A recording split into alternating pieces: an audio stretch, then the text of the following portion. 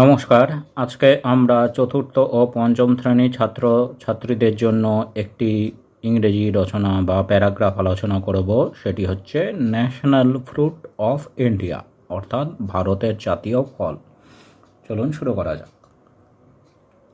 National fruit of India. The national fruit of India is the mango. ভারতের জাতীয় ফল হলো আম। It is also called the king of fruits. এটিকে ফলের রাজা বলা হয় because of its sweet taste and delicious flavor. কারণ এটি খেতে খুব মিষ্টি এবং এর স্বাদ অতুলনীয়। Mangoes grow in the summer season.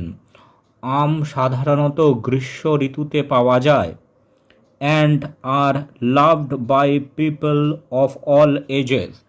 এবং সমস্ত বয়সের মানুষ আম খেতে ভালোবাসে।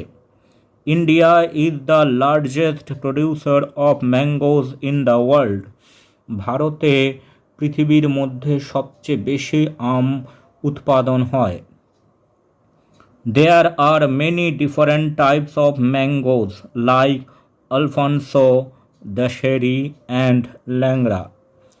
বিভিন্ন ধরনের আম পাওয়া যায়, যেমন আলফানসো, দশেরি, ল্যাংড়া ইত্যাদি।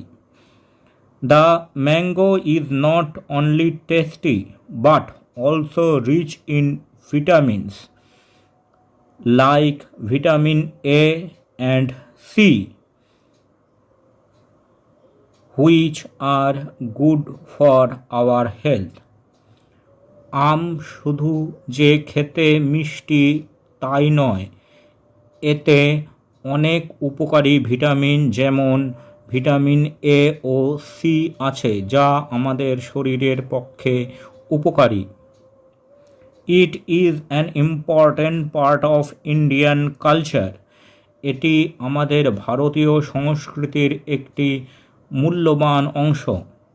And is also mentioned in many old stories and songs. এবং আমাদের দেশের বহু পুরনো গল্প ও গানে এর উল্লেখ পাওয়া যায়। That is why the mango is proudly known as the national fruit of India. এই কারণেই আমকে ভারতের জাতীয় ফল বলা হয়ে থাকে।